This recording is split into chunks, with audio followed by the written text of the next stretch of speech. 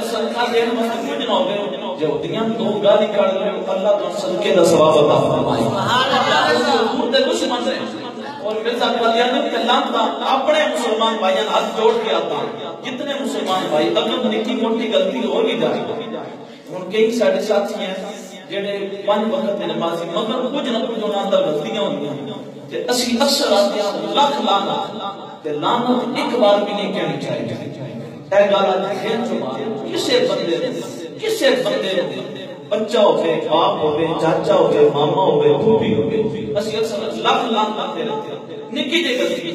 تے لعنت ایک بار دا مطلب مفسرین فرماتے ہیں لعنت دا معنی کی ہے علماء کرام بیٹھے معروم عن الجنہ و محروم عن الرحمہ تسی جس تے لعنت کرنا کہ تسی پورے یقین اور وثوق نال لگو کہ اللہ نے ان جنت تو بھی محروم کر چھڑیا ہے رحمت تو بھی محروم کر چھڑیا تے جڑا تہاڈا مسلمان کرا جڑا 5 وقت دا نمازی ہے کیا کوئی یہ ذہن بنا سکتا ہے کہ وہ جنت تو محروم ہے